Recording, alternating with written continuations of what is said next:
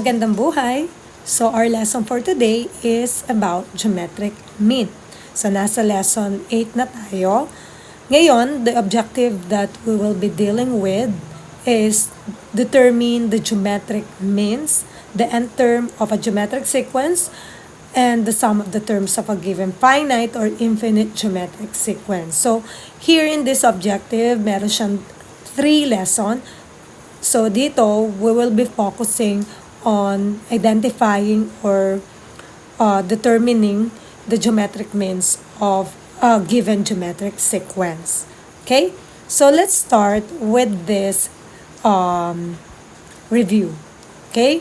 So, review lang natin yung mga square kasi in this lesson, we will be dealing with square roots. So, may mga square roots kayo, may mga cube root, at may mga fourth root or fifth root na makikita sa mga given example natin. Okay, so, importante is alam nyo kung paano isolve yung mga ganitong klaseng radicals. So, let's solve this following. Let's solve the following given. So, we have number 1, we have square root of 25. So, ito sa square root, alam nyo na to. So, kapag sinabi natin square root, that means the index here is 2. So, pag sinabi natin index ay 2, ibig sabihin nun, you will think of a number that if you multiply it by itself, ng dalawang beses, you will get 25. So, what do you think is the number? Ang index natin ay 2. So, that means dalawang beses mo siyang i-multiply. So, since nag-end siya sa 5, this is the technique. Kapag nag-end siya sa 5, try nyo muna yung 5. So, pag minultiply mo by itself ng dalawang beses, you will get 25 dapat. So, let's start with 5. So, 5 times 5, that is 25. So, the square root of 25 is positive or negative 5. So, kung natatandaan nyo yung lesson nyo nung grade 9 kayo sa mga quadratic, kapag may square root ka, your answer ay laging dalawa.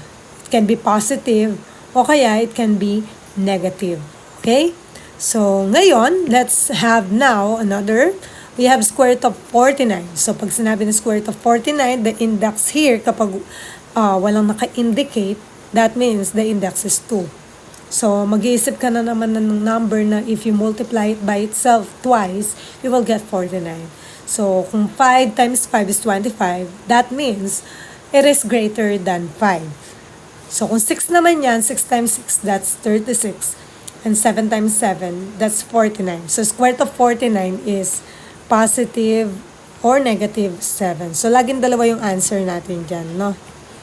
Okay? So, next, let's have the cube root. For the cube root, same din yung concept niya sa square root. So, you will think of a number na if you multiply it by itself, 3 times naman, kasi the index here is 3, you will get 27. So, kapag mga ganyan, kapag mas malaki yung mga index, start kayo sa mga smallest number. So, when we say smallest number, those are 2, 3, 4, 5. Start muna kayo sa mga ganon. Okay?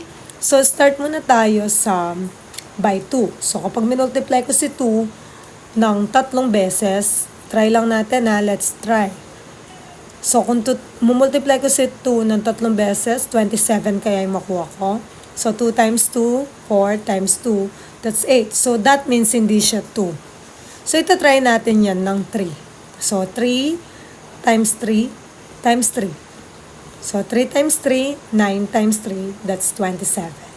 So, that means, ang answer natin dito, ang kanyang cube root, so, paano basahin to? This is cube root of 27. Okay? So, the answer here is positive or negative 3. Okay, now let's have the cube root of 64. So, when we say cube root of 64, same concept pa rin. So, what we're going to do is, we will think of a number that if you multiply that number by itself thrice, you will get 64. So, ibig sabihin yan, nakuha na natin yung sa cube root of 27, which is 3. So, ibig sabihin yan, that's higher than 3. Kasi 27 is higher than 64. 64 is higher than 27, rather. Okay? So, after ng 3, what comes after 3? That means 4. So, we will try 4. Multiply it by itself ng 3 times. So, what is now the answer? So, 4 times 4 is 16. Times 4, that means the answer here is 64. So, ibig sabihin, the cube root of 64 is 4. Okay, so that's positive or negative 4. So, 2 lagi yung answer natin. Can be positive or it can be negative. Okay, so let's have now the fourth root. So, how do we read this given? So, kapag 4 na yung index natin, when say index, ito yan yung maliit, katulad ng exponent, pero radical lang dinidil natin. So, the index is 4, so if you're going to read that one, that is fourth root of 16. So, pag fourth root, that means mas maliit yung number. So, syempre, mag-start muna kayo sa smallest number. Aside kay 1, ha? So, ibig sabihin nun, mag-start tayo sa 2. So, pag multiply tayo ng 2 by itself ng 4 na beses kasi the index is 4. So, what is 2 times 2? 4. Times 2, 8. Times 2, that is 16. So, ibig sabihin, the fourth root of 16 is positive or negative 2. Ganun lang siya. So, ganyan lang gagawin natin after natin dito para doon sa next lesson natin. Okay? So, let's have now the fourth root of 81. So 81 is greater than 16. So, that means, ang magiging fourth root nito is greater than 2. So, you will think of a number na if you multiply it by itself, you will get 81. So, try natin ng 3. So, 3, 4 na 3. So, we have 3 times 3. That is 9 times 3, 27. Times 3, we will have 81. So, the fourth root of 81 is positive or negative 3. So, that's the answer. Okay? So, yan lang ang review natin for this day. So, ang gagawin natin yan, we will proceed on our main topic, which is geometric means. So, pag sinabi natin geometric means or mean, these are the terms or the term or terms between two non-consecutive terms in a geometric sequence is or are called geometric means. So, sa madaling salita, meron kang given na non-consecutive terms, ito yung hindi magkasunod. So, understandably, those terms are the first term and possibly the last term. Okay, so the terms in between these two non-consecutive terms, we call them geometric mean or geometric means. Okay? So ngayon, we have two ways in solving the geometric mean. So let's have the first one, given one geometric mean. Okay? So ang given natin dito, ang pinapahanap lang sa atin dito is one geometric mean lang. So that means, meron ka lang tatlong terms. Kasi isa lang yung nasa gitna. So, ibig sabihin no, may dalawa kang given na terms, tapos hinahanap natin yung one geometric mean. Okay? So, how to solve this geometric mean kapag isa lang? So, para ma-solve natin yan, the geometric mean between any two numbers, any two terms, let's say these two terms are A at saka B, is the square root of their product. So, ang gagawin lang natin is, ganito lang siya. So, square root of their product. So, that means we're going to multiply these two numbers and then get the square root. Okay? So, meron tayong dalawang possible answer here. Kasi, since we're dealing with radicals, meron tayong positive and negative. Diba kanina doon sa review, laging dalawa yung answer. So, we have the positive and the negative. So, dito, ang gagawin lang natin, if you want to know the positive geometric mean, this one, of A and B, ang gagawin lang natin is just multiply the two terms, the two given terms. That means A, yun yung first term natin, and B is the last term. Mumultiply lang natin yung dalawang number na yon, and then kukunin lang natin square root niya. Okay? For the negative naman, na geometric mean, that means maglalagay lang tayo ng negatives sa labas. So we have negative square root of A multiplied by B. So ganyan lang siya isosolve. So for you to understand that, ang gagawin natin, let us solve this given examples. So we're going to find the geometric mean of the following. So careful kayo dito ha.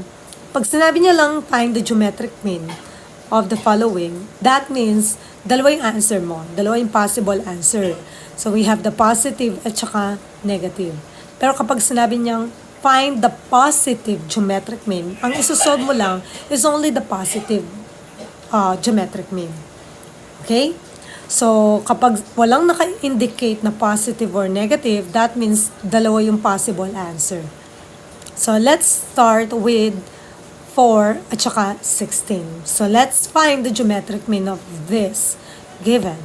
So, magiging dalawa yung answer natin dyan. So, pag sinabi nating 4 and 16, that means 4 is the first term. So, since this is a singular term, ang singular yung ginamit, that means isa lang yan. So, isa lang yung nahanap natin. And the last term is 16. Okay? So, ang tawag natin yan dito sa nasa gitna nila is the geometric mean. So, yan ang sinosolve natin yan. So, let's solve now. Let's solve first the positive geometric mean. So, lagay ka na lang, GM na lang, no? Okay, so positive geometric mean. On this side naman, the negative geometric mean.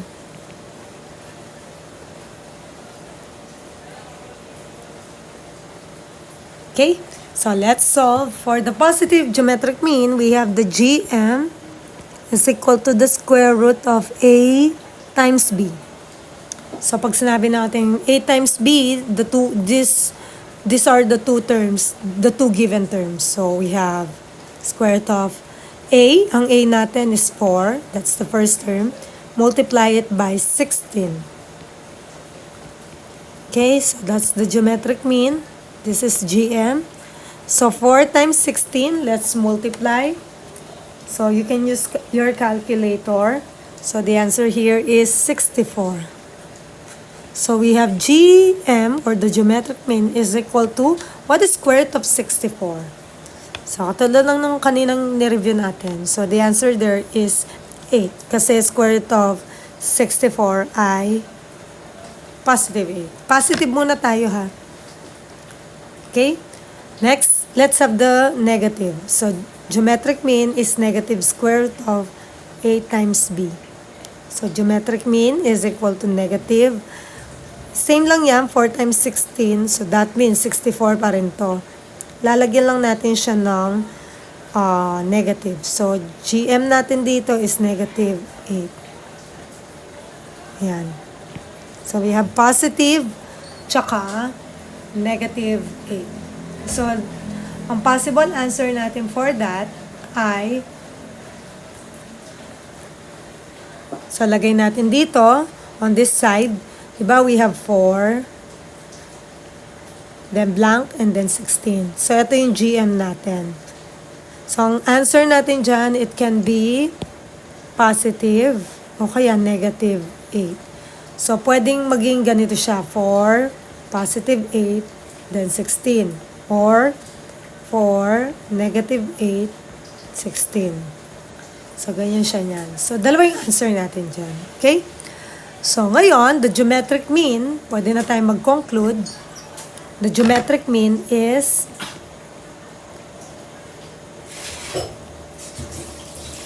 yan. Is or are positive 8 and negative 8. So, yan ang answer natin. So for example number 2, we're going to find the geometric mean of negative 3 at saka negative 12. Okay? So let's have first, so ibig sabihin yan, negative 3, this is the geometric mean, yung between nila, and we have negative 12. So ito niyan yung hinahanap natin yan, yung gitna. This is your geometric mean. So let's solve now. Let's solve first the positive geometric mean. So we have GM is equal to positive square root of AB. So GM is equal to positive square root of negative 3 multiply negative 12. So equals GM is equal to negative times negative is positive. So 3 times 12 is 36. So GM natin dito is positive 6. So understood, yung negative GM natin, negative geometric mean natin, kahit hindi mo na isolve ulit siya, automatically, kunin mo lang yung negative niya. So we have negative 6. Okay, so ganyan lang siya. So meron kang positive, meron kang negative. Okay? So we have, kung ito yung given natin, negative 3, and then negative 12, ang answer natin dyan, na geometric mean, the GM, is it can be positive or negative 6. So therefore, the geometric mean, the GM, of negative 3, negative 12 are positive 6 or negative 6. Okay? So that's for the given or finding one geometric mean. Okay, see you dun sa next example natin.